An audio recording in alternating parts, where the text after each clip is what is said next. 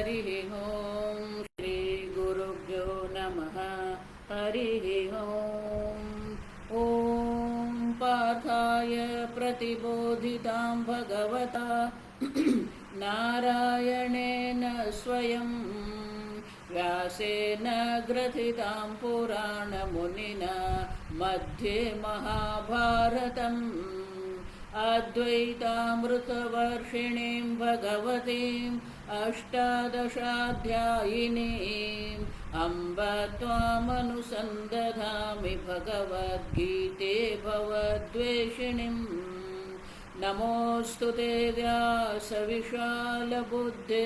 पुल्लारविन्दायतपत्रनेत्र येन त्वया भारततैलपूर्णः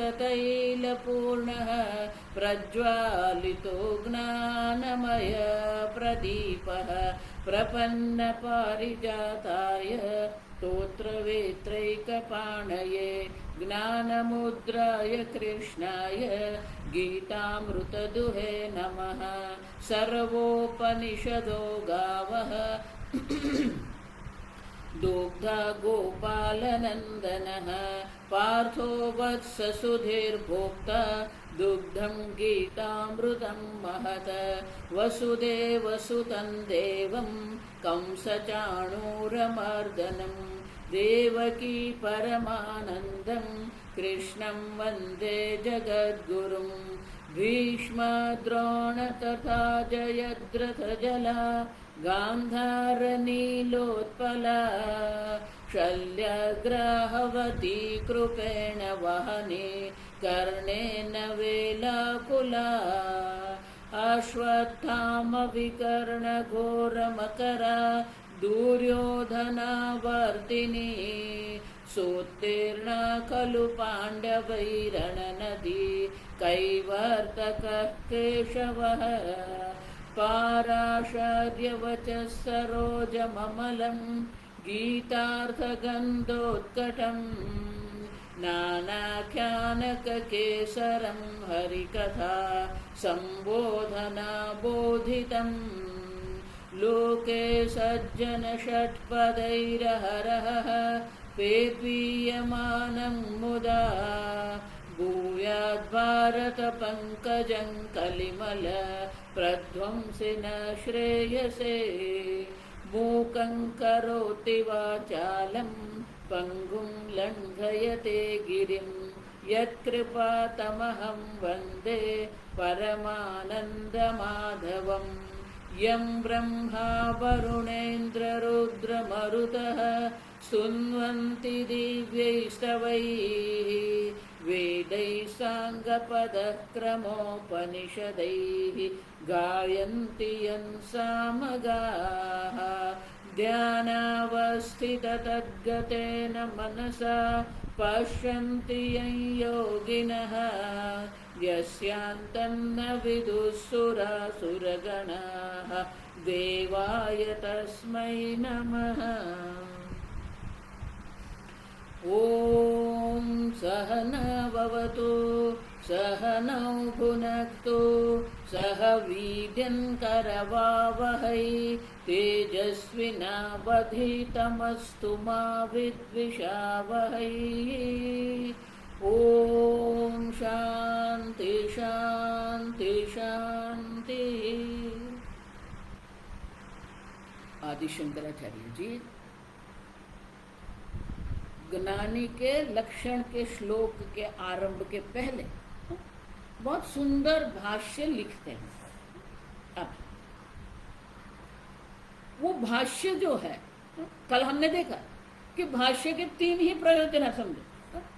पहला तो ये है कि शंकराचार्य जी स्पष्ट करते हैं कि 3 प्रकार के कर्म होते हैं। आवेशात्मक कर्म होते हैं, विवेक विचार पूर्वक के कर्म होते हैं और सहज कर्म होते हैं। हिंदी में बोलू नहीं आदत पड़ी गई है। तो 3 પ્રકારના જે કર્મ છે, આવેશાત્મક કર્મ, જો હિન્દી ગુજરાતી જુઓ ને તો શબ્દો તો એના એ છે, આવેશાત્મક કર્મ છે, વિવેક વિચારપૂર્વકના કર્મ છે અને સહજ કર્મ છે. જ્ઞાની માટે જે લક્ષણો છે એમના સહજ કર્મ છે, એમનું જીવન સહજ છે. એટલે શંકરાચાર્યજી કહે છે, બીજો મુદ્દો એ છે, શંકરાચાર્યજી કહે છે કે જે જ્ઞાની માટે સહજ છે, એ જે સાધક છે, જે મુમુક્ષુ છે, જિજ્ઞાસુ છે, એને માટે વિવેક વિચારપૂર્વક એ લક્ષણ કેળવવા માટે એ પ્રકારનું જીવન એને જીવવાનું છે. શુભાશુભ પરિત્યાગી, હવે જ્ઞાનીનું આ લક્ષણ દર્શાવ્યું, તો આપણે વિચારપૂર્વક એ પ્રકારનું જીવન જીવીએ. જે એમના લક્ષણો છે, જ્ઞાનીના લક્ષણો છે, એ પ્રકારનું જીવન આપણે અપનાવીએ. અને એનો શું પ્રયત્નપૂર્વક આપણે આ જ્યારે કરીશું તો સમય જતા, જ્ઞાન થતા આપણા માટે પણ એ સહજ બની શકે છે. ત્રીજું, જ્ઞાનીના જે લક્ષણો છે બીજા અધ્યાયમાં છે કે 12મા અધ્યાયમાં છે, 13મા અધ્યાયમાં આપણે જોઈશું. 14મા અધ્યાયમાં ગુણાતીતના લક્ષણ તરીકે છે. સમજો, સ્થિતપ્રજ્ઞના લક્ષણ છે, અહીંયા જ્ઞાની ભક્તના લક્ષણો છે, ત્યાં ગુણાતીતના લક્ષણો છે. પણ એ બધા જે લક્ષણો જે છે એ સસંવેદ્ય છે. સસંવેદ્ય એટલે કે એ તમારી અંદર છે કે નહીં એ તમને જ ખબર પડે, બીજા કોઈને ખબર નહીં પડે. આ સમજ. આમ આ 3 મુદ્દાઓ આપણે યાદ રાખવાના. હવે ભાષ્ય આપણે જોઈએ. અત્ર ચ આત્મા ઈશ્વર ભેદમાશ્રિત્ય. જે લોકો હજી ઈશ્વરને આત્મ સ્વરૂપે ઓળખ્યા નથી, એ લોકો શું કરશે? આત્મા અને ઈશ્વરના ભેદને આશ્રિત થઈને વિશ્વરૂપે ઈશ્વરે ચેત સમાધાન લક્ષણ યોગ ઉક્ત. આ પણ યોગ જ છે. જો પણ એ યોગનું લક્ષણ શું છે? જે વિશ્વરૂપ પરમાત્મા જે છે, વિશ્વ વિરાટ સ્વરૂપ જે પરમાત્મા છે, એમાં ચિત્તનું સમાધાન કરવું, એને યોગ કહેવાય. દેખો, સમાધિત છે. તો જ્યારે તમારા મનને તમે આ ઈશ્વરમાં તમે સમાહિત કરો છો, તો ઈશ્વરમાં જ્યારે આપણે સમાહિત કરીએ છીએ, તો એ જે યોગ જે છે, ઉક્ત ઈશ્વરાર્થમ કર્મ અનુષ્ઠાનાદિ, એટલું જ નહીં, માત્ર ચિત્તને સમાહિત કરવાની વાત નથી કરી, પણ ભગવાને કહ્યું કે જો એ સમાહિત કરવા માટે તું સમર્થ નથી તો અભ્યાસ યોગ કર. અભ્યાસ યોગ માટે પણ તું સમર્થ નથી તો તારે કર્મ મને મત્કર્મ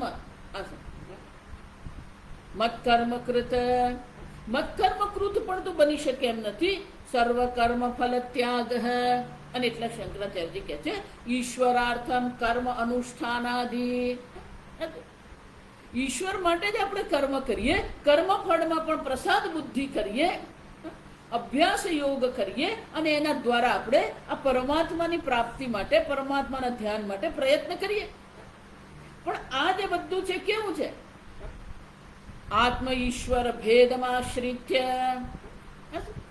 અને ક્યાં કહ્યું? એટલે શંકરાચાર્ય સ્વયં જ કહે છે અથ એતદપી અશક્તોસી ઇતિ અજ્ઞાન કાર્ય સૂચનાત. અજ્ઞાનનું કાર્ય આપણને દર્શાવ્યું. કેમ? કારણ કે આ કરવા માટે સમર્થ નથી એમ કહીએ છીએ. જો આ વિચાર, તો જ્યારે એવું કહેવામાં આવે કે આ કરવા માટે સમર્થ નથી, તો પછી શું કરવાનું? ન અભેદ દર્શિન. અથ ભગવાન જયારે 11મા શ્લોકમાં કહે છે અથ એતદપી અશક્તોસી, તો જ્યારે ભગવાન આ કહી રહ્યા છે તો ભગવાન એ કહીને શું કહેવા માંગે છે? અજ્ઞાન કાર્ય સૂચનાત. હજી કર્તૃત્વ ભોક્તૃત્વ છે, અહંતા મમતા છે. અને કર્તૃત્વ ભોક્તૃત્વ અહંતા મમતાને કારણે વ્યક્તિ શું થાય? આ પ્રકારે ઈશ્વરનું ધ્યાન કરી શકે, આ પ્રકારે ઈશ્વરનું ચિંતન કરી શકે. આમ એ ભક્ત છે, ઈશ્વર સાથે જોડાયેલો છે. કર્મની દ્રષ્ટિએ, કર્મફળની દ્રષ્ટિએ, યોગના અભ્યાસની દ્રષ્ટિએ, ભગવાનના વિશ્વરૂપના ધ્યાનની દ્રષ્ટિએ એ ઈશ્વર સાથે જોડાયો છે. પણ આ બધું કોનું સૂચન? અજ્ઞાન કાર્ય સૂચનાત. આ બધું અજ્ઞાનનું કાર્ય છે. જો વિચાર. અને આ અજ્ઞાનનું કાર્યનું સૂચન જે કરવામાં આવ્યું, પણ એના પછી ભગવાન આગળ શું કહે છે? ન અભેદ દર્શિન. અભેદ દર્શીને આ કોને માટે કહેવામાં આવ્યું? જે લોકો અભેદ દર્શન કરતા નથી. જો સમજો, પણ અક્ષર ઉપાસકસ્ય બંને લેવાનું. જે લોકો અભેદ દર્શન કરતા નથી એમને માટે ભગવાને આ દર્શાવ્યું. પણ જે લોકો અભેદ દર્શિન અક્ષર ઉપાસકસ્ય બંને બાજુ છે. ન અભેદ દર્શિન પણ છે, અભેદ દર્શિન અક્ષર ઉપાસકસ્ય. જે લોકો અભેદના દર્શન કરતા નથી પણ અક્ષર બ્રહ્મની ઉપાસક છે, કર્મયોગ ઉપપદ્યતે ઇતિ દર્શયતિ. એમને માટે શું છે? કર્મયોગ છે. જો વિચાર, ઈશ્વરને કર્મ અર્પણ કરીએ, ઈશ્વરને કર્મફળ અર્પણ કરીએ કે અભ્યાસ યોગ કરીએ, આ બધું કર્મયોગની અંતર્ગત જ છે. સમજ? એ પણ અક્ષર બ્રહ્મની ઉપાસના કરવા માંગે છે, પણ હજી પણ શું છે? પણ એને માટે એ સંભવ નથી. જો વિચાર, એને પણ અક્ષર બ્રહ્મની ઉપાસના કરવી છે, અભેદ દર્શન કરવા છે, પણ એ જ્યારે એને માટે સંભવ નથી. જો વિચાર, તો એને માટે કર્મયોગ ઉપપદ્યતે. કર્મયોગ એના માટે કેવો છે? યોગ્ય છે. આ સમજો. જો એટલા માટે હું કહું, કોઈ અક્રમ નથી. આ સમજો, ક્રમ છે. કર્મ દ્વારા જ અંતઃકરણની શુદ્ધિ છે, કર્મ દ્વારા જ આ ભક્તિ છે. જો વિચાર, કોઈ પ્રકારે એમાં આપણે કઈ કરી શકીએ એમ છે જ નહીં. જો સમજો, પણ જે અભેદ, જો સમજો, જે અભેદ દર્શી છે, જો એવા જે અક્ષર ઉપાસક જે છે એને માટે આ કર્મયોગ નથી. જો સમજો, કેમ? કારણ કે એને તો અક્ષરની ઉપાસના કરનાર છે. કર્મ તો એને શું છે? યે તુ સર્વાણી કર્માણી સંન્યસ્ય. અજો સર્વ પ્રકારના કર્મોનો એને ત્યાગ કરી દીધો છે. જો વિચાર, અને એટલા માટે એને માટે કર્મયોગ યોગ્ય નથી. જો વિચાર, તથા કર્મયોગિન અક્ષર ઉપાસનાનુપપત્તિમ દર્શયતિ. જો વિચાર, બંને છે ને. જે અક્ષર ઉપાસકો જે છે એને માટે કર્મયોગ યોગ્ય નથી. કેમ? કારણ કે એને તો એ કર્મયોગનું ફળ પ્રાપ્ત કરી લીધું. સમજો, કર્મયોગ એને માટે નથી એમ નથી. કર્મયોગ યુક્ત જીવન જીવીને એને એ પ્રકારનું અધિકારીત્વ પ્રાપ્ત કરી લીધું છે કે અક્ષર બ્રહ્મની ઉપાસના કરી શકે છે. પછી એના માટે કર્મયોગ ઉપયોગી નથી. છઠ્ઠા અધ્યાયમાં આપણે જોઈ ગયા, અનાશ્રિત કર્મ ફલમ કાર્યમ કર્મ ઉચ્યતે યોગારૂઢસ્ય તસ્યૈવ શમઃ કારણમ ઉચ્યતે. જો સમજ, જેને કર્મયોગ દ્વારા જેણે અંતઃકરણ શુદ્ધિ પ્રાપ્ત કરી લીધી છે, મનને એકાગ્ર કરી લીધું છે, એને માટે પછી શું છે? જો તસ્યૈવ શમઃ કારણમ ઉચ્યતે. બે છે. જો સમજો, એક કર્મયોગી છે જેને હજી અંતઃકરણ શુદ્ધિની પ્રાપ્તિ કરવાની છે, ચિત્તની એકાગ્રતા પ્રાપ્ત કરવાની છે, એને માટે કર્મ કારણ છે. પણ જેને પ્રાપ્ત કરી લીધું છે એવા જે અક્ષર ઉપાસકો જે છે એને માટે કર્મ ન ઉપપદ્યતે કર્મયોગ એને હવે કર્મયોગની ન ઉપપદ્યતે એટલે કે હવે એને કર્મયોગની આવશ્યકતા નથી. જો સમજો, તથા ચ કર્મયોગિન, અને તે કર્મયોગીઓ જે છે, કર્મયોગીઓ માટે શું છે? અક્ષર ઉપાસના અનુપપત્તિમ દર્શયતિ ભગવાન. જે કર્મયોગી છે જેને હજી અંતઃકરણ શુદ્ધિ પ્રાપ્ત નથી કરી એને માટે તો શું છે? અક્ષરની ઉપાસના કરવી એને માટે સંભવ નથી. અથ ચિત્તમ સમાધાતુમ ન કર. તારા ચિત્તને મારા સ્વરૂપમાં સમાહિત, અક્ષર બ્રહ્મમાં સમાહિત કરવું સંભવ નથી. આપણે જોઈ ગયા, ક્લેશોધિકતરસ્તેષામ અવ્યક્તાસક્ત ચેતસામ અવ્યક્તા હિ ગતિર દુઃખમ દેહવદ ભીરવાપ. હજી તેના મનમાં દેહાદી અભિમાન છે, હજી પણ અહંતા મમતાની અંદર પડેલો છે, હજી એનામાં કર્તૃત્વ ભોક્તૃત્વ બહુ દ્રઢ છે. એને માટે અક્ષર બ્રહ્મની ઉપાસના કરવી સંભવ નથી. જો વિચાર, અને એટલા માટે શંકરાચાર્યજી કહે છે આમ બે વિભાગ ભગવાને કરી દીધા. આપણે અક્ષર બ્રહ્મના જે ઉપાસકો જે છે એને માટે કર્મયોગ આવશ્યક નથી, અને જે કર્મયોગીઓ છે જે લોકો અક્ષર બ્રહ્મની ઉપાસના કરવા સમર્થ નથી એના માટે કર્મયોગ ઉપયોગી છે. અને અક્ષર બ્રહ્મ ઉપાસકો માટે તો ભગવાન સ્પષ્ટ રૂપથી કહી જ ગયા, ये ते प्राप्नुवन्ति मामेव इति अक्षर उपासकानां कैवल्य प्राप्तौ स्वातंत्रम उक्त्वा. એ લોકો મારી પ્રાપ્તિ કરે છે એ પ્રકારથી ભગવાને સ્પષ્ટ રૂપે કહ્યું એ સ્વતંત્ર છે. જો વિચાર, એમને તો પરમાત્માની પ્રાપ્તિ, અક્ષર બ્રહ્મના જે ઉપાસકો છે એમને તો પરમાત્માની પ્રાપ્તિ થઈ જ ગઈ છે, આત્મ સ્વરૂપે પરમાત્માને પ્રાપ્ત કરી જ લીધા છે. આ વિચાર, અને એકવાર જેને આ પ્રકારે પરમાત્માને પ્રાપ્ત કરી લીધા છે, ત્રીજા અને ચોથા શ્લોકમાં ભગવાન સ્પષ્ટ રૂપે કહી જ ગયા, ये त्वक्षर निर्देश्यम अव्यक्तम पर्युपासते. આ પ્રકારથી જે લોકો અવ્યક્ત પરમાત્માની ઉપાસના કરી રહ્યા છે તે પ્રાપ્નુવંતિ મામેવ, એ લોકોને તો મારી પ્રાપ્તિ થાય જ છે. જો વિચાર, મામ એવ પ્રાપ્નુવંતિ, એટલે શંકરાચાર્યજી કહે છે એ લોકોને માટે તો ભગવાને કહી દીધું છે કે કૈવલ્ય પ્રાપ્તિ, મોક્ષની પ્રાપ્તિ છે. આવું કહ્યા પછી ઉક્ત્વા ઇતરેષામ પારતંત્રમ ઈશ્વરાધીનતામ દર્શિતવાન, બીજા જે લોકો છે એની પરતંત્રતા ભગવાન દર્શાવી. કેમ?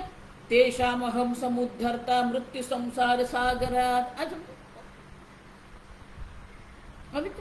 અક્ષર ઉપાસકો જે સ્વતંત્ર છે, જે સ્વતંત્ર એટલે ખરેખર સ્વતંત્ર નહીં, આ સમજો બરાબર. સ્વતંત્ર એટલે કે એમને હવે કર્મયોગની આવશ્યકતા રહી નથી. બાકી એ ભગવાનનો ભક્ત છે, જ્ઞાની પણ ભગવાનના ભક્ત જ છે, પણ એમનું અંતઃકરણ એટલું શુદ્ધ છે, એમના અંતઃકરણમાં એવું અધિકારીત્વ છે કે એટલી બધી ઈશ્વર પર પરાધીનતા એમને માટે આવશ્યક છે જ નહીં. પણ જે લોકો એ નથી કરી શકતા એ લોકો માટે પછી શું છે? એ લોકો પણ ઈશ્વરની પ્રાપ્તિ કરી શકે છે. એ ઈશ્વરને પરાધીનતા ભગવાને દર્શાવી. ये तु सर्वाणि कर्माणि मयि सन्न्यस्य मत्पराः अनन्य नैव योगेन मां ध्यायन्त उपासते तेषाम हम સમુદ્ર. ત્યાં એ શરત જ છે. આ સમજો, સર્વ કર્મનો ત્યાગ તો છે જ. આ સમજવાનું. ઈશ્વરને સંપૂર્ણ કર્મ આપણે સમર્પિત કરવાના જ છે. અને એટલે કે છે શંકરાચાર્યજી કે આ પ્રકારથી પેલા બે વિભાગ અહીંયા ભગવાને કરી દીધા. એક કર્મયોગનો વિભાગ છે, બીજો જ્ઞાન યોગનો વિભાગ છે. જો વિચાર, અને અક્ષર બ્રહ્મના ઉપાસકોને તો પરમાત્માની પ્રાપ્તિ થઈ જ જાય છે. જે કર્મયોગી છે એ પણ જે ઈશ્વરને આધીન થઈને જે ઈશ્વરને સર્વ પ્રકારના કર્મ અર્પણ કરી દે છે એને પણ ભગવાનની પ્રાપ્તિ થાય છે. ભગવાન એને મોક્ષની પ્રાપ્તિ કરાવે છે. અને એટલા માટે યદિ હિ ઈશ્વરસ્ય આત્મભૂતાઃ તે મતાઃ અભેદદર્શિત્વાદ અક્ષર રૂપઃ એવ તે ઇતિ. જે લોકોએ અક્ષર બ્રહ્મને આત્મ સ્વરૂપે ઓળખી લીધું છે, યદિ હિ કારણ કે ઈશ્વરસ્ય આત્મભૂતાઃ તે મતાઃ અભેદદર્શિત્વાદ અક્ષર રૂપઃ એવ તે. બ્રહ્મવેદ બ્રહ્મૈવ ભવતિ. જે બ્રહ્મને જાણે છે એ સ્વયં બ્રહ્મ છે જ. તો જે લોકોએ આ અક્ષર બ્રહ્મના જે ઉપાસકો છે એ લોકો ઈશ્વરને શું છે? આત્મભૂતાઃ. એ લોકો ઈશ્વરના આત્મ સ્વરૂપ જ છે. અભેદ દર્શિત્વાદ. અને એટલા માટે એ બધા પણ કોણ છે? અક્ષર રૂપઃ એવ તે ઇતિ. એ લોકો એ ઈશ્વરના આત્મ સ્વરૂપે જ પોતાને ઓળખી રહ્યા છે. અને એટલા માટે અભેદ દર્શનને કારણે અભેદ દર્શિત્વ, અભેદદર્શી હોવાને કારણે અક્ષર રૂપા એવ, એ તો અક્ષર સ્વરૂપ છે, અક્ષર બ્રહ્મ સ્વરૂપ છે જ એ લોકો. અને એટલા માટે એ લોકોને માટે ભગવાન એવું નહીં કેવું પડે સમુદ્ધરણ કર્મ વચનમ તાન પ્રતિ અપેશલમ સ્યાત. અપેશલમ એટલે અસંગત. એ લોકોને માટે પછી ભગવાન એવું કેવું નહીં પડે તેષામ અહમ સમુદ્ધરતા, નહીં. જો એ લોકોને માટે ભગવાન એવું કહેવાની આવશ્યકતા છે જ નહીં, કારણ કે એમણે તો પોતાને જ ઈશ્વરના આત્મ સ્વરૂપે ઓળખી લીધા, અક્ષર બ્રહ્મ સ્વરૂપ જ છે.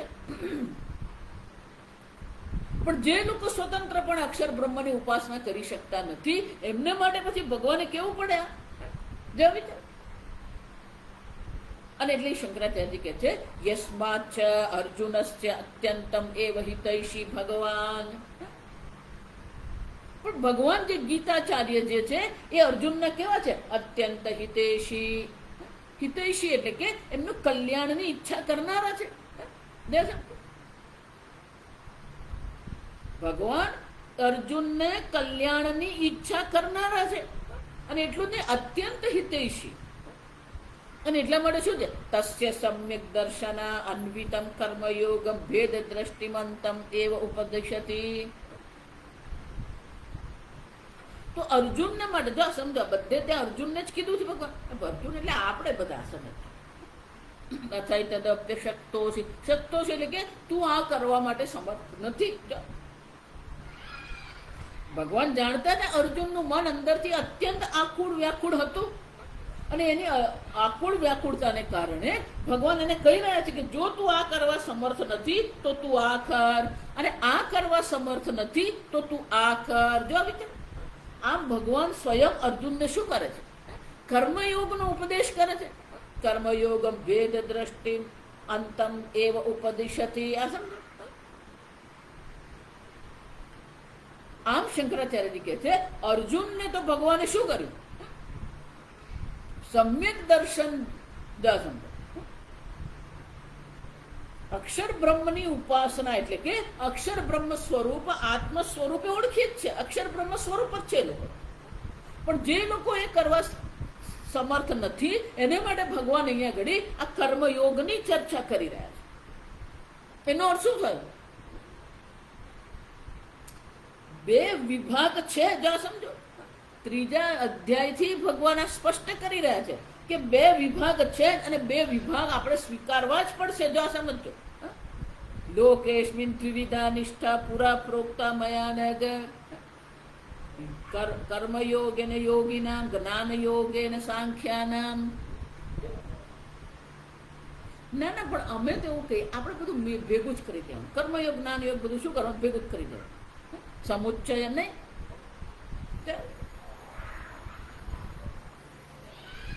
અને એટલે શંકરાચાર્ય કહે છે ભગવાન અર્જુનના અત્યંત હિતેશી છે. એટલું જ નહીં તસ્ય સમ્યક દર્શન અનન્વિતમ. શબ્દ સમ્યક દર્શન સાથે એને મિશ્રિત, અન્વિત કરો મિશ્રણ કરો. એને મિશ્રિત કરવાની આવશ્યકતા નથી. કર્મયોગમ ભેદ દ્રષ્ટિમંતમ એવ ઉપદિશતિ. આ સમજો ભેદ દ્રષ્ટિયુક્ત જે કર્મયોગ છે એનો જ ઉપદેશ ભગવાન અર્જુનને કરે છે. એટલે આપણે બધાને કરે. જો સમજો અર્જુન એટલે આપણે જ બધા. હજી જ્યારે આપણે અક્ષર બ્રહ્મની ઉપાસના કરવા માટે તૈયાર નથી તો પછી આપણા માટે આ બધું જ છે. અને એટલા માટે શંકરાચાર્ય કહે છે ભગવાન તો અર્જુનને શું કરી રહ્યા છે? કર્મયોગનો જ ઉપદેશ કરી રહ્યા છે કે અર્જુન તું આ જ કર. અને એટલા માટે નચ આત્માનમ ઈશ્વરમ પ્રમાણતઃ બુદ્ધ્વા કસ્યચિત ગુણ ભાવમ જિગમિષતિ કશ્ચિત વિરોધાત. તમે આવું શા માટે કહો છો કે બે વિભાગ છે? એક સમ્યક દર્શનનો વિભાગ છે જેને જાણનારા સ્વયં અક્ષર બ્રહ્મ સ્વરૂપ છે. બીજા છે જે લોકો આ પ્રકારથી અક્ષર બ્રહ્મની ઉપાસના કરવા સમર્થ નથી એ લોકો કર્મયોગી છે. જવાબ વિચાર તો કે તમે આવા બે વિભાગ શા માટે કરો છો? એટલે શંકરાચાર્યજી કહે છે ન ચ આત્માનમ ઈશ્વરમ પ્રમાણતઃ બુદ્ધ્વા ન બુદ્ધ્વા. સમજો આત્માને ઈશ્વર સ્વરૂપ જેણે પ્રમાણતઃ બુદ્ધ્વા. પ્રમાણતઃ એટલે કે શાસ્ત્ર પ્રમાણના શ્રવણ દ્વારા જેણે આ આત્માને જો સમજો આત્માનમ ઈશ્વરમ પ્રમાણતઃ બુદ્ધ્વા કસ્યચિત ગુણભાવમ જિગમિષતિ કશ્ચિત વિરોધાદ. ગુણભાવમ એટલે કે સેવક ભાવ. જ્યારે ઈશ્વરને આપણે આત્મ સ્વરૂપે ઓળખતા નથી તો પછી આપણામાં ઈશ્વર પ્રત્યે શું છે? સેવક ભાવ હોવો જોઈએ. જો વિચાર, જે લોકો આત્મ સ્વરૂપે ઓળખે છે એમને સેવક બનવાની આવશ્યકતા નથી. જો વિચાર, વિરોધાત એટલે શું છે? આ વિરુદ્ધ છે. જો ઈશ્વરને આત્માનમ ઈશ્વરમ, આત્મ સ્વરૂપ ઈશ્વર, ગુણભાવમ સેવક ભાવ જે છે, આ બંને પરસ્પર કેવા છે? વિરોધી છે. કશ્ચિત વિરોધાદ. એક આત્મ સ્વરૂપે પરમાત્માને ઓળખે છે અને બીજો છે જેમાં ભેદ દર્શન છે અને એટલા માટે એનામાં સેવક ભાવ છે.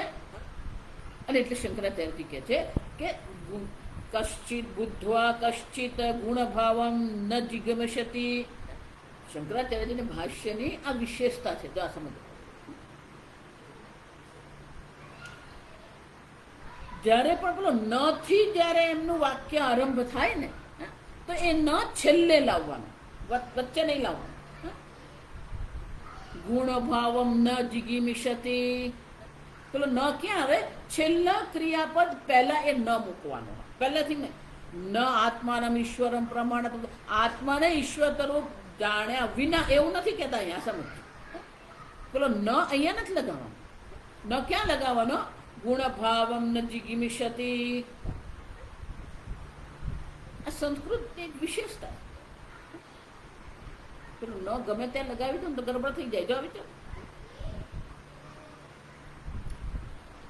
અને એટલે શંકરાચાર્યજી કહે છે કે એક વાર જેને, જો સમજો, આત્માનમ ઈશ્વરમ પ્રમાણતઃ બુદ્ધ્વા કસ્યચિત, જેને આત્માને ઈશ્વરને આત્મ સ્વરૂપ જેને ઓળખી લીધા છે એવો જે કોઈ પણ જ્ઞાની વ્યક્તિ જે છે, ગુણભાવમ ન જિગમિષતિ કશ્ચિદ, ક્યારે એ સેવક ભાવને એની આવશ્યકતા રહેતી નથી. જો વિચારતો, આત્મ સ્વરૂપ પરમાત્માને ઓળખી લીધા છે એટલે પેલો સેવક ભાવ એને આવશ્યક નથી.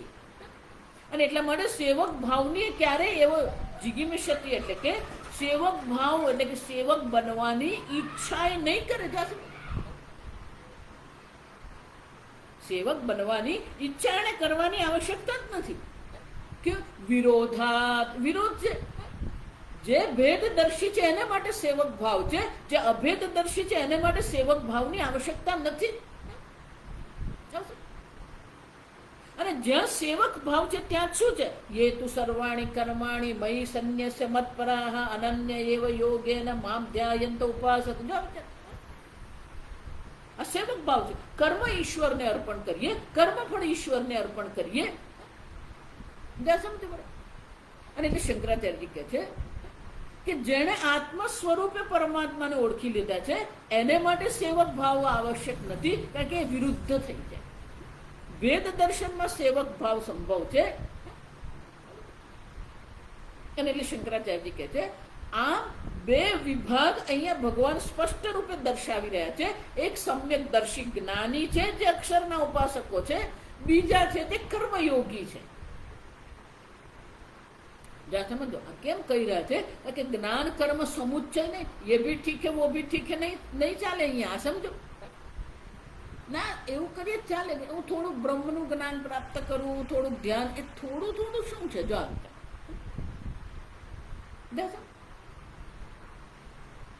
અને શંકરાચાર્યજી અહીં સ્પષ્ટ આપણને કરી દર્શાવે છે કે જે વિભાગ ભગવાને પોતે જ કરેલા. શંકરાચાર્ય જે વિભાગ કરે છે એમ નહીં જાણ સમજતા, ભગવાને જ આ પ્રકારથી કહ્યું છે. અથ તદપ્યશક, અથ એટલે શું છે? જો તું આ પ્રકારથી બ્રહ્મની ઉપાસના કરવા સંભવ નથી અને તું સર્વ કર્મ મને અર્પણ કરીને કરીશ તો પણ હું તારો ઉદ્ધાર કરીશ, પણ એવું કરવા માટે પણ તું સમર્થ નથી. આમ ભગવાને પેલા બે વિભાગ કરી દીધા. પણ જે સમ્યકદર્શી છે, જેણે અક્ષર બ્રહ્મની ઉપાસના કરી છે, એવા અક્ષર બ્રહ્મની ઉપાસકો જે છે, એ અક્ષર બ્રહ્મના ઉપાસકો કેવા હોય છે? અને લક્ષણ શું છે? અર્જુન પૂછતો નથી અહીંયા, ત્યાં સમજો. બીજા અધ્યાયમાં 14મા અધ્યાયમાં તો અર્જુન સ્વયં પૂછી રહ્યો છે ભગવાન. પણ અર્જુન પૂછે પહેલા આ જ્ઞાની ભક્તના લક્ષણ ભગવાન આપણને અહીંયા દર્શાવે છે. એટલે શંકરાચાર્યજી કહે છે તસ્માદ અક્ષર ઉપાસકાનામ સમ્યક દર્શન નિષ્ઠાનામ સંન્યાસીનામ. કેટલા બધા વિશેષણો શંકરાચાર્યજી અહીંયા પ્રયોગ કરી રહ્યા છે. ત્યક્ત સર્વ એષણાનામ, અક્ષર બ્રહ્મના ઉપાસકો માટે સમ્યક દર્શનમાં જે નિષ્ઠ થઈ ગયા છે એવા અક્ષર બ્રહ્મના ઉપાસકો માટે એટલું જ નહીં, એ કોણ છે? સંન્યાસીનામ, સંન્યાસીઓ છે. સર્વ પ્રકારના સાંસારિક કર્તવ્યથી મુક્ત થઈને જેમણે આ બ્રહ્મ જ્ઞાન પ્રાપ્ત કર્યું છે. પણ એ બ્રહ્મ જ્ઞાન કેમ? જો સમજો,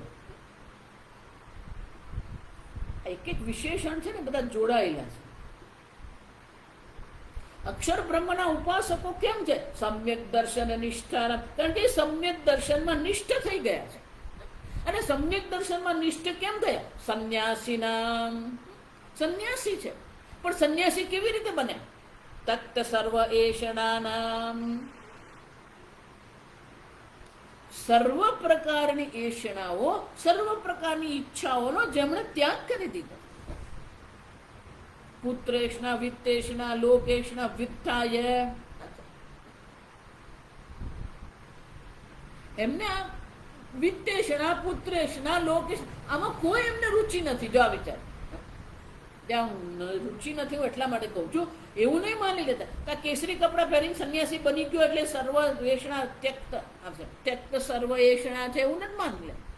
ત્યાં બધા જ છે અક્ષર ઉપાસકાના, અક્ષરની ઉપાસના કરવા વાળા, સમ્યક દર્શન નિષ્ઠાના, સમ્યક દર્શનમાં જેમની નિષ્ઠા થઈ ગઈ છે, જે સંન્યાસી છે. તક્ત સર્વ એષણા, જેમણે સર્વ પ્રકારની એષણાઓનો ત્યાગ કરી દીધો. સાંસારિક કોઈ ઈચ્છા નથી. એવા જે લોકો છે એમને માટે હવે ભગવાન શું કરી રહ્યા છે? આ જ્ઞાન નિષ્ઠ જે છે, અદ્વેષ્ટ સર્વભૂતાનામ ઇત્યાદિ ધર્મભૂતમ સાક્ષાત અમૃતત્વ કારણમ વક્ષ્યામિ. ધર્મભૂતમ, ભૂત એટલે સમૂહ, ધર્મ એટલે લક્ષણ. એ આ પ્રકારના જે સંન્યાસી જ્ઞાનીઓ જે છે, અક્ષર બ્રહ્મના ઉપાસકો જે છે, એમના લક્ષણનો સમૂહ ભગવાન વક્ષ્યામિ, ભગવાન સ્વયં કહે હું તમને કહીશ. જે કેવું છે? અમૃતત્વ કારણમ, સાક્ષાત અમૃતત્વ કારણમ, અમૃતત્વની પ્રાપ્તિ માટેનું જે સાક્ષાત કારણ છે, જે એમના લક્ષણો છે. જો આ વિચારો, એટલે આગળ હું કહી કે જે એમના લક્ષણો છે એ આપણા માટે સાધ્ય છે, સાધન છે. જો આ વિચાર, જેના દ્વારા આપણે પણ અમૃતત્વની પ્રાપ્તિ કરી શકીએ. જે એમને માટે સહજ જે છે એ જ આપણા માટે સાધન બની જાય છે, જેના દ્વારા આપણે એ સિદ્ધ કરી શકીએ. એને શંકરાચાર્યજી કહે છે આ બધા જે ધર્મભૂતમ, અદ્વેષ્ટ સર્વભૂતાનામ વગેરે, આ જે એમના લક્ષણોનો જે સમૂહ ભગવાન અહીંયા દર્શાવી રહ્યા છે, કારણ કે એ સાક્ષાત, સાક્ષાત એટલે સીધે સીધું અમૃતત્વની પ્રાપ્તિ માટેનું કારણ તો આ સર્વ લક્ષણો છે. આપણે પણ એ લક્ષણો કેળવવા નથી. જો એ લક્ષણો આપણે પણ કેળવી લઈશું, આપણને પણ એ સમ્યક દર્શન થઈ શકે. જો હા, હવે ભગવાન શું કરી રહ્યા છે? એ અક્ષર ઉપાસકો જે સંન્યાસીઓ જે છે એમના લક્ષણો આપણને દર્શાવે છે. શ્લોક વાંચીશું. અદ્વેષ્ટા સર્વભૂતાનામ, અદ્વેષ્ટા સર્વભૂતાનામ, મૈત્રઃ કરુણ એવ ચ, મૈત્રઃ કરુણ એવ ચ, નિર્મમો નિરહંકારઃ, નિર્મમો નિરહંકારઃ, સમદુઃખ સુખઃ ક્ષમી, સમદુઃખ સુખઃ ક્ષમી. સુખઃ ક્ષમી, વિસર્ગ પછી ક્ષ આવે ને તો પેલો હ બોલવાનો, આખો હ આપણે ગુજરાતમાં. સમદુઃખ સુખઃ ક્ષમી. શ્લોક અધૂરો છે ત્યાં. ગુણ દર્શાવી રહ્યા છે, પછી શું છે ને આગળ ક્રિયાપદ પછી આવશે. હજી આ શ્લોકમાં ક્રિયાપદ નથી ક્યાં, અને એટલા માટે કહે છે કે આ પ્રકાર કોણ છે? અદ્વેષ્ટા સર્વભૂતાનામ. જો આ બહુ મહત્વનું. ન દ્વેષ્ટા આત્મનઃ દુઃખ હેતુમપી ન કિંચિત દ્વેષ્ટિ સર્વાણી ભૂતાની આત્મત્વેન હિ પશ્યતિ. કે આવું કેમ છે? કોઈ પણ વ્યક્તિ પોતાના માટે દુઃખ રૂપ દુઃખના હેતુ હોવા છતાં પણ દર્શન દુઃખ હેતુમપી, એ દુઃખના હેતુ છે, દુઃખનો હેતુ હોવા છતાં પણ ન દ્વેષ્ટિ કિંચિત, કોઈ પણ કિંચિત કોઈ પણ પ્રકારે એના મનમાં દ્વેષ ભાવ નથી થતો. જો આ સમજ, જો એટલે દ્વેષ કરીને એ વ્યક્તિને આપણે આપણા હૃદયમાં બેસાડીએ છીએ. રાગ કરીને આપણે એ વ્યક્તિને આપણા હૃદયમાં શું કરીએ? બેસાડીએ. જો કોઈને કઈ આપણે કરવાની જરૂર નથી. ઈશ્વર ચિંતન કરવું હોય તો પછી આ કરવું જ પડે. અદ્વેષ્ટા સર્વભૂતાનામ. આ જ્ઞાનીનું લક્ષણ છે. જ્ઞાની માટે સહજ છે, પણ એક પ્રકારે આપણે પણ આવું લક્ષણ કેળવીએ. જ્ઞાનીને તો કોઈના પ્રત્યે દ્વેષ નથી. કેમ? સર્વાણી ભૂતાની આત્મત્વેન હિ પશ્યતિ. સર્વભૂતોને આત્મ સ્વરૂપે જ જો સર્વભૂતસ્થમાત્માનમ સર્વભૂતાની ચ આત્મની ઈક્ષતે યોગયુક્તાત્મા. જો સર્વભૂતોને આત્મામાં જુએ છે, આત્મામાં સર્વભૂતોના જે દર્શન કરી રહ્યો છે એવો જે યોગયુક્ત આત્મા જે છે, અને એને શું છે? કોઈના પ્રત્યે પણ કોઈ દ્વેષ ભાવ નથી. એનું મન તો આત્મચિંતનમાં યુક્ત છે. આત્મચિંતનથી યુક્ત મન જે છે એ કોઈને પણ દ્વેષ કરવા માટે ઉપલબ્ધ થતું જ નથી. આ સમજો. આપણે પછી કલ્પના કરતા રહીએ. અદ્વેષ્ટા સર્વભૂતાનામ. એટલું જ નહીં, મૈત્ર કરુણ એવ છે.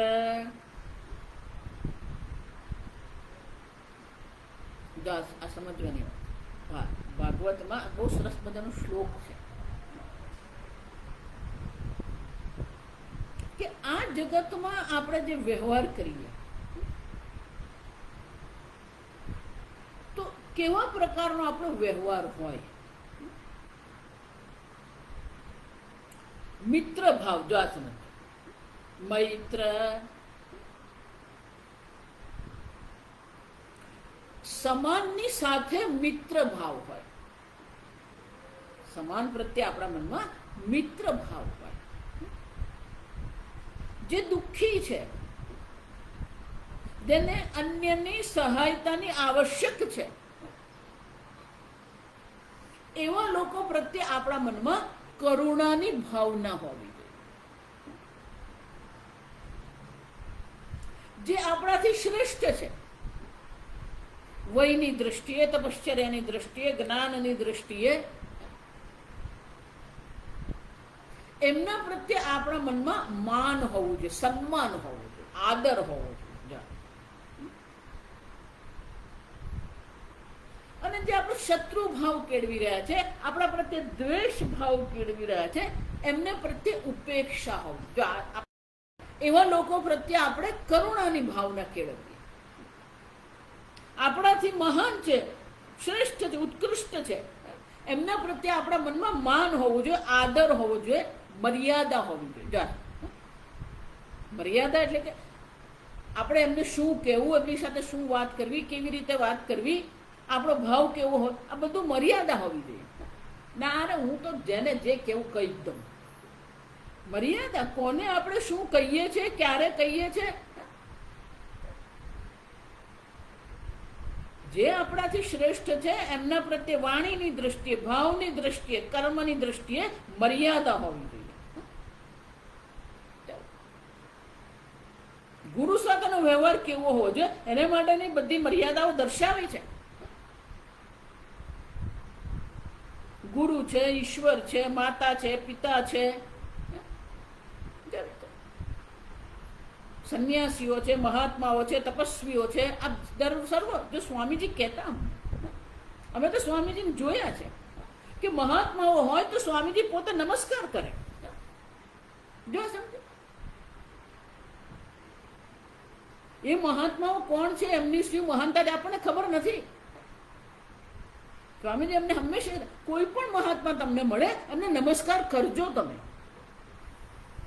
મર્યાદા છે.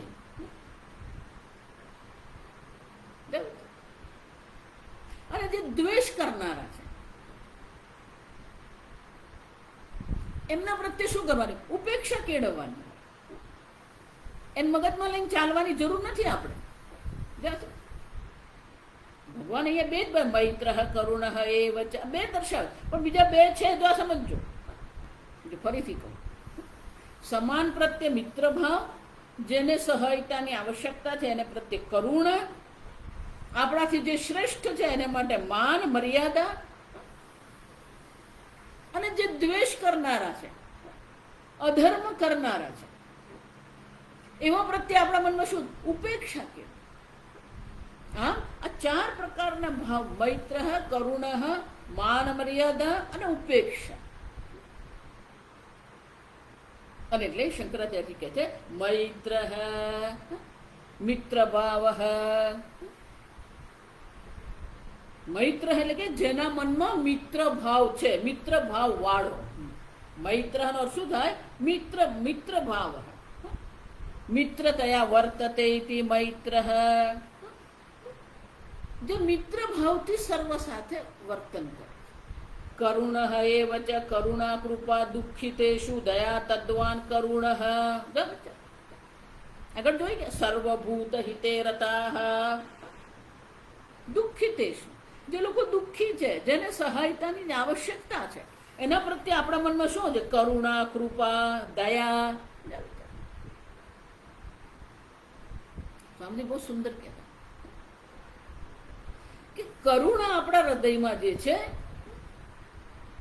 તો એ કરુણા આપણા હૃદયમાં જે છે, એ કરુણા આપણા હૃદયમાંથી બહાર નીકળવી જોઈએ. કઈ રૂપે?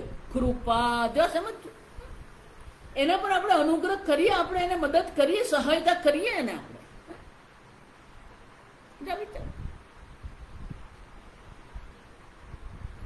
એ કરુણા આપણા હૃદયમાંથી બહાર વહેવી જોઈએ. કૃપા રૂપે શું થાય? કરુણા બહાર નીકળે. એ જ કરુણા. દયા. જો વિચાર, દુઃખિતેષુ દયા તદ્વાન કરુણ. એમના પ્રત્યે જો દયા પણ જે છે ને, દયા એટલે કોઈના પ્રત્યે આપણે નિમ્ન કોટીથી જોતા હોઈએ એવું નથી.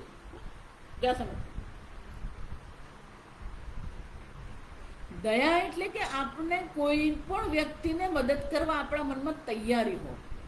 સ્વામીજી નામ જ સ્વામી દયાનંદજી મહારાજ. કરુણા, કમ્પેશન.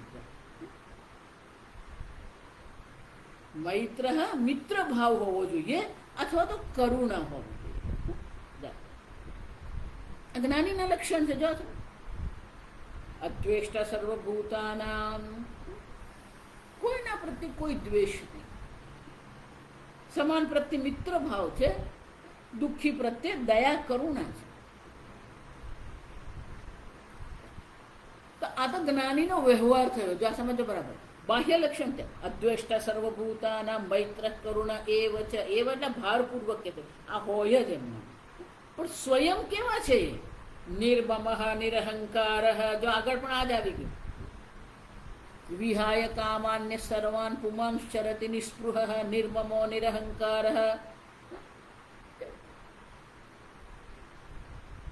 ક્યાંય પણ નિર્મમ, મમ પ્રત્યવર્જિત, ક્યાંય કોઈ મમતા નથી. આ મારું. જો આ વિચાર,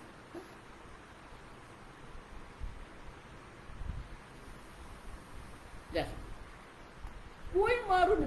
જે કઈ છે પૂજ્ય સ્વામીજી બહુ સુંદર કહેતા, given. Everything is given to you. દરેક વસ્તુ, કોઈ પણ વસ્તુ જુઓ તમે, એ તમને આપવામાં આવ્યું છે. એ તમારું છે જ ને, એ તમને આપવામાં આવ્યું છે. આ શરીર શું છે? તમારું છે નહીં, આપવામાં આવે. માતા પિતા આપવામાં આવે. જજ સ્વામીજી એટલે કહેતા કે આપવામાં જ આવ્યું છે એમ નહીં, પણ કોણે આપ્યું છે? એ આપનાર કોણ છે? ઈશ્વર. જ વિચાર, એવરીથિંગ ઇઝ ગિવન બાય ભગવાન. જો ભગવાને આપણને આ સર્વ આપ્યું છે,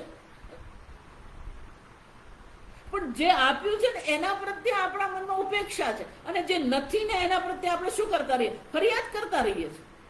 જો વિચારી જોજો, ઘણું બધું આપ્યું છે ભગવાને. ભૌતિક શાસ્ત્રની દ્રષ્ટિએ પણ તમે વિચારો ને, ખગોળ શાસ્ત્રની દ્રષ્ટિએ પણ તમે વિચારો ને. જો એટલે માત્ર એમ નહીં માનવાનું 4 પુસ્તકો હું વાંચું છું, 2 માળા કરી, હું મારા ઘરનું કર્તવ્યનું પાલન કરું, બહુ થઈ ગયું, બહુ થઈ ગયું નહીં. જો આ સમજજો, તમે ઘરનું કર્તવ્યનું પાલન પણ કરો, શાસ્ત્ર અધ્યયન પણ કરો, ભક્તિ પણ કરો, આ તો જરૂરી જ છે. પણ જે ખગોળ શાસ્ત્ર, આકાશ દર્શન જેને આપણે કહીએ, ઈશ્વરે આપણને આ પૃથ્વી જે આપી છે ને, એ પૃથ્વી દુર્લભ છે. જો વિચાર, ખગોળ શાસ્ત્રીઓ કઈ કેટલાય વર્ષોથી કેટલાય વિશેષ પ્રકારના દૂરબીન બનાવ્યા. એ દૂરબીનો કરોડો ને અબજો રૂપિયાના દૂરબીનો બનાવ્યા એ લોકો. અને એ બનાવીને શું કરી રહ્યા? જો વિચાર, બનાવીને એ લોકો શોધી રહ્યા છે કે બીજી ક્યાંક કોઈ પૃથ્વી છે કે નહીં, જીવન છે કે નહીં. જો વિચાર, તો તારાઓ તો આપણે જોઈએ છે.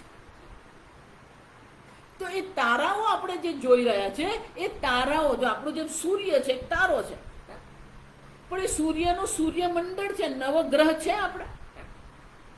તો પહેલા તો એ લોકો એ શોધ્યું કે એવા તારાઓ શોધી નાખ્યા જેને પોતાનું મંડળ, તારા પોતાના ગ્રહ મંડળ છે. જો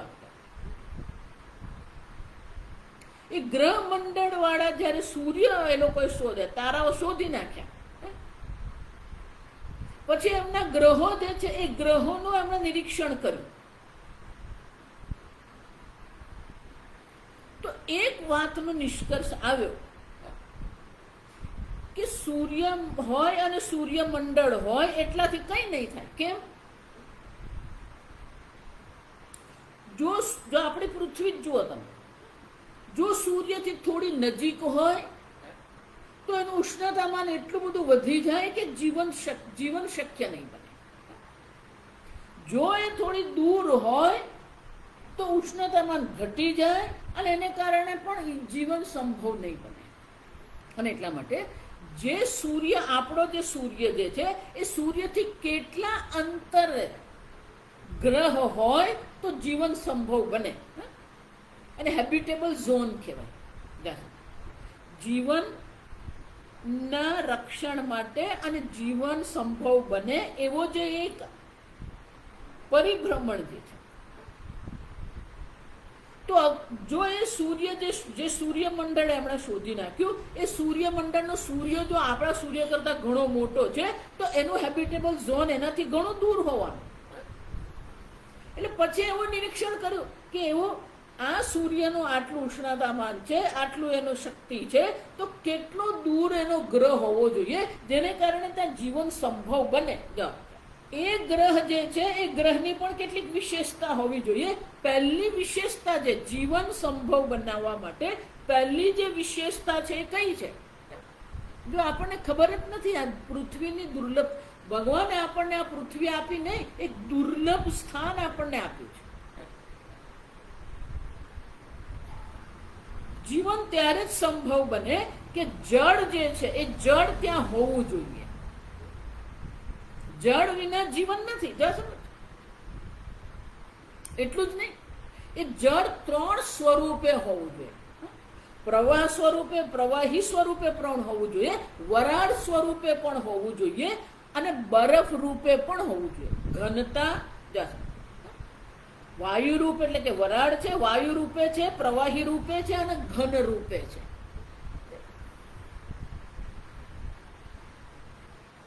એટલે પછી એ લોકોએ શોધવાનું શરૂ કર્યું કે એવો કોઈ ગ્રહ છે કે નહીં જે હેબિટેબલ ઝોનમાં હોય અને જેમાં આ 3 પ્રકારે પાણી ઉપલબ્ધ હોય.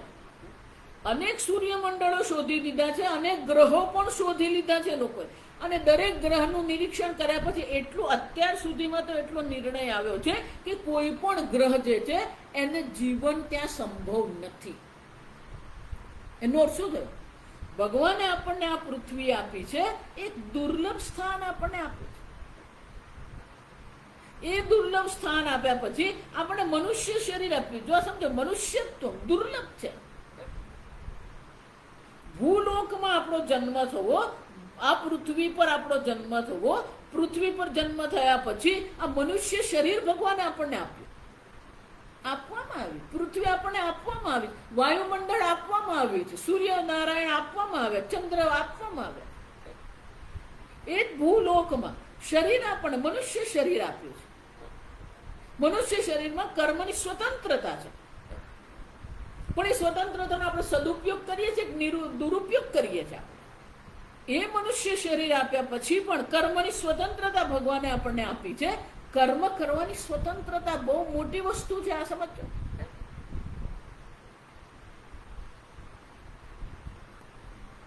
કર્મ માટે, મોક્ષ માટે વેદશાસ્ત્ર ભગવાને આપણને આપ્યા છે. વિચાર, વેદ સંસ્કૃતિ છે, વેદ શાસ્ત્ર છે, વેદ સંસ્કૃતિ છે, વેદ જીવન શૈલી છે. ભગવાને આપણને માતા પિતા આપ્યા, ભગવાને દેશ કાળ આપણને આપ્યો. કેટલું આપ્યું ભગવાને, અને છતાં આપણે તો શું માનીએ છીએ? બાકી આ સમજવું બરાબર. ભક્તિ કોને કહેવાય? ભક્ત, જ્ઞાની ભક્ત કોણ છે? નિર્મમ. જો સમજ, ક્યાંય પણ મમતા, બધું મને ભગવાને આપ્યું છે. અને ભગવાને જે આપ્યું છે એ ભગવાન સર્વજ્ઞ સર્વશક્તિમાન પરમાત્મા છે, અને એટલા માટે ક્યારેય કોઈ દોષ સંભવ નથી. ભગવાનમાં દોષ જોવા, ભગવાનમાં ખામી જોવી, ભગવાનને ફરિયાદ કરવી. જો હું એમ નથી કહેતી માગવાનું નહીં, માગવાનું તો ભગવાન પાસે જ છે, પણ મનમાં દોષારોપણ નહીં, બ્લેમિંગ અંગ્રેજીમાં. ભગવાન યોગ્ય સમયે યોગ્ય સ્થાન પર યોગ્ય વિચાર આપણને આપે જ છે, પણ આપણે એ વિચારનું અનુસરણ કરતા નથી. કેમ? આપણા રાગદ્વેષને કારણે. આપણા રાગદ્વેષ જ આપણને કરવા નથી દેતા. અર્જુને પણ ભગવાન એટલા માટે જ પ્રશ્ન પૂછ્યો તે જાતે, અથ કેન પ્રયુક્તો યમ પાપમ ચરતિ પુરુષ. પુરુષ છે, મનુષ્ય છે, કર્મની સ્વતંત્રતા મળી છે. એટલું જ નહીં, અનિચ્છિન્ન.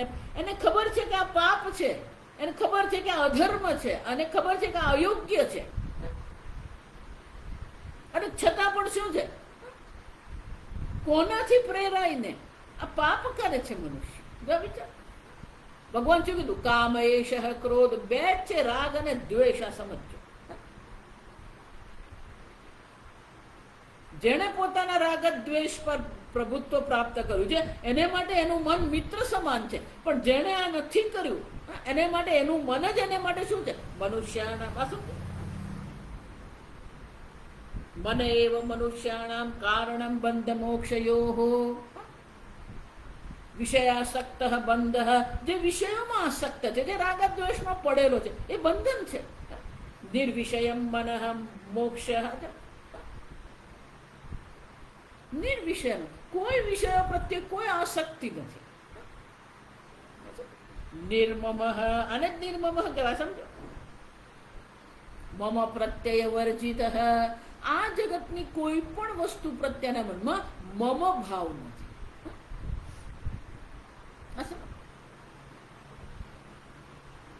એટલું જ નહીં, નિરહંકાર. નિર્ગત અહમ પ્રત્યય. અહંકાર. તમારું જ્ઞાન, તમારું શરીર, તમારી કુશળતા, તમારો વૈરાગ્ય, કોઈના પ્રત્યે પણ કોઈ અહંકાર ભાવ. કોના માટે આપણે અહંકાર કરીએ? વૈરાગ્ય માટે અહંકાર કરીએ?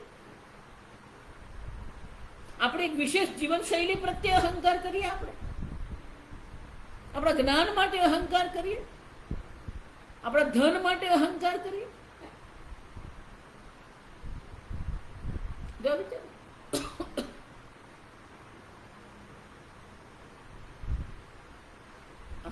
આપણી મહેનત, આપણી કુશળતા માટે, આપણા પ્રયત્ન માટે આપણે અહંકાર કરીએ નહીં.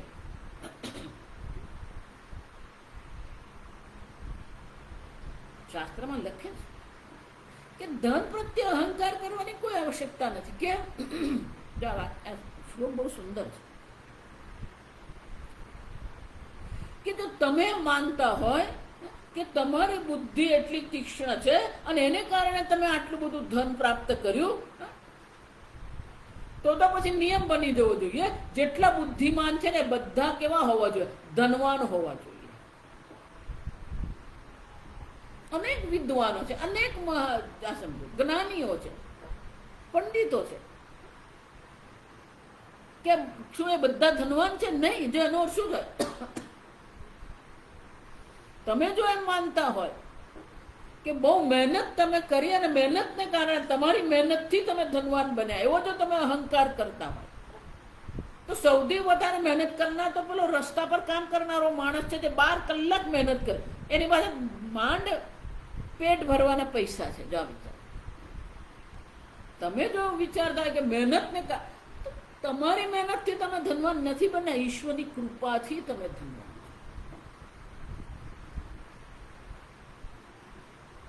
હા, તમારી પાસે જે પણ કઈ છે એના પ્રત્યે તમારા મનમાં કોઈ અહંકાર નહીં હોવો જોઈએ.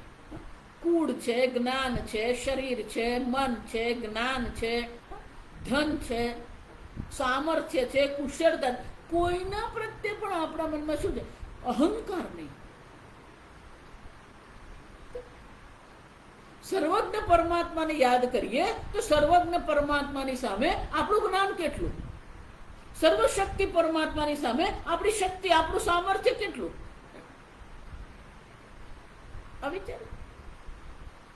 જ્ઞાની આ સમજે છે. જો સમજો, જ્ઞાનીમાં આ સમજ છે અને એટલા માટે નિર્મમઃ નિરહંકારઃ, જ્ઞાની આ બધું જ સમજે છે.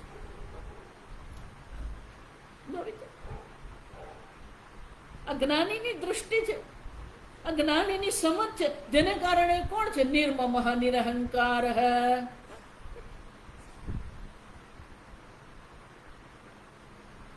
કોઈ વિરોધ નહીં, કોઈ અહંકાર નહીં, કોઈ મમતા. આ મારું, જો જે મારું મારું કરનારા એ બધા ગયા. જો વિચારી,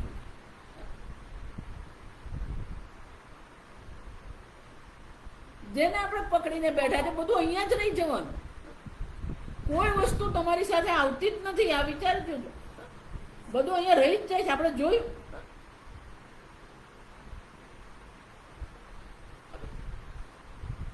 ધનમ ભૂમૌ, તમને એમ ધન હું લઈને કોઈ વસ્તુ તમારી સાથે નહીં, બધું જ અહીંયા રહી જવાનું.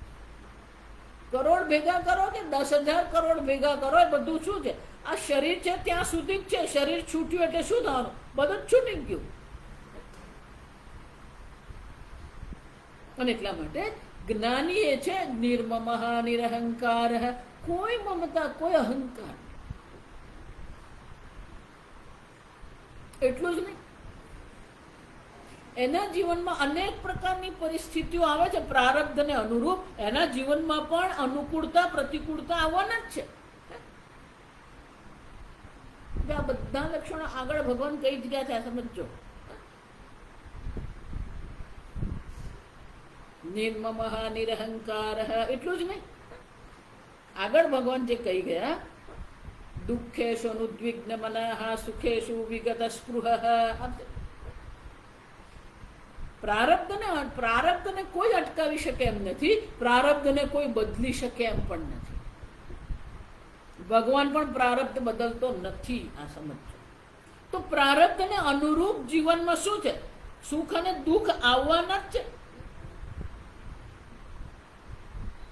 અનુકૂળતા પ્રતિકૂળતા રહેવાની જ છે. પણ એ જીવનમાં પ્રારબ્ધને અનુરૂપ જે અનુકૂળતા પ્રતિકૂળતા એને મન પ્રાપ્ત એને થાય છે જીવનમાં, એના પ્રત્યેની ભાવના કેવી છે? સમ સુખ દુઃખે समे दुख सुखे द्वेष रागयोः अप्रवर्तके. સુખ અને દુઃખમાં સમય સમાન છે. સમ દુઃખ સુખ. જીવનમાં અનુકૂળતા પ્રતિકૂળતા આવશે, પણ એના મનમાં શું છે? રાગ દ્વેષયો અપ્રવર્તકે. એના મનમાં કોઈ રાગ દ્વેષ નથી. જે અનુકૂળ છે એના પ્રત્યે રાગ થઈ જાય, જે પ્રતિકૂળ છે એના પ્રત્યે દ્વેષ થઈ જાય. તો કે એવું છે નહીં. રાગ દ્વેષની કોઈ પ્રવૃત્તિ નથી. આ વિચાર, કારણ કે એ સમજે છે રાગ દ્વેષ નથી થતા. કેમ નથી થતા? કારણ કે એ સમજે છે. શું સમજે છે? કે જે સુખ અને દુઃખ જેને કહીએ છીએ, અનુકૂળ પ્રતિકૂળ આપણે જેને કહીએ છીએ, એ બધું સાપેક્ષિક છે. સમજતું? આ જગત કેવું છે? સાપેક્ષિક છે. સાપેક્ષિક જગતમાં સુખ દુઃખનો નિર્ણય કરવાની કોઈ આવશ્યકતા નથી. જેને આપણે અત્યારે અનુકૂળ કહીએ છીએ એ જ વસ્તુ પરિસ્થિતિ બદલાતા પ્રતિકૂળ થઈ જાય.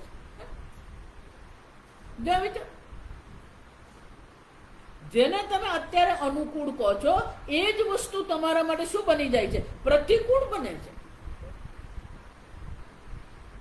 અને જેને તમે અત્યારે પ્રતિકૂળ કહી રહ્યા છો એ જ વસ્તુ તમારા માટે શું થઈ શકે છે? અનુકૂળ બની શકે છે. જો આ વિચાર.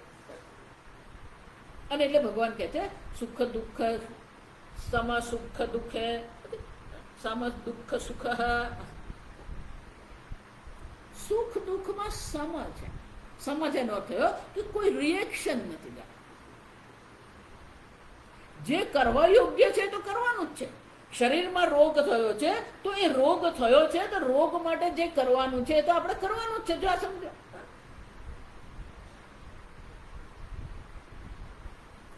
એને આપણે ટાળી શકીએ એમ છે જ નહીં. જે કરવાનું છે કરવાનું જ છે. પણ એને માટે મનમાં કોઈ સુખ દુઃખ નો ભાવ, રાગ દ્વેષ ઉત્પન્ન નથી કરવાના આપણે.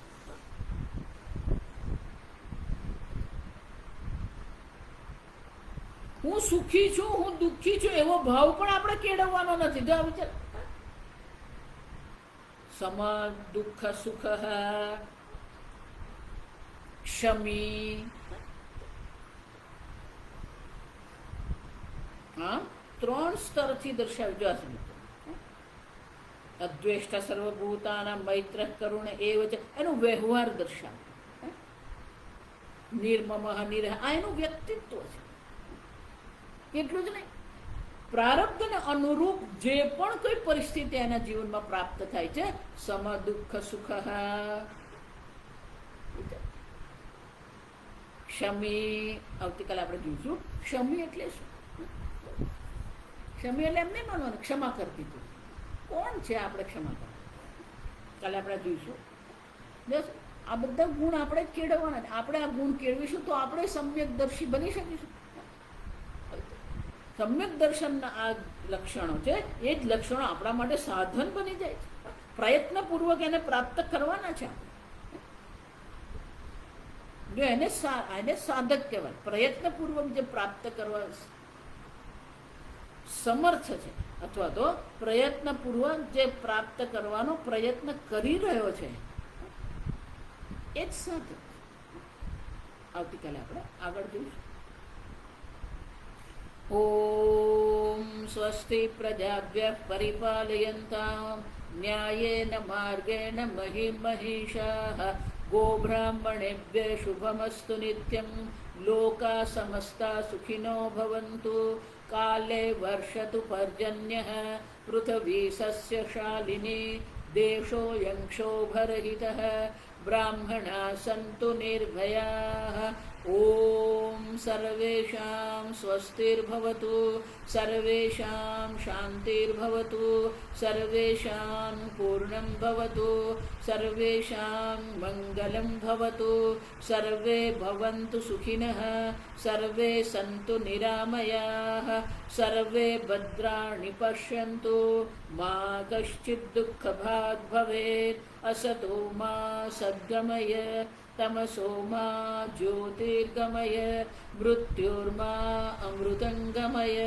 ॐ पूर्णमदः पूर्णमिदं पूर्णात् पूर्णमुदच्यते पूर्णस्य पूर्णमादाय पूर्णमेवावशिष्यते।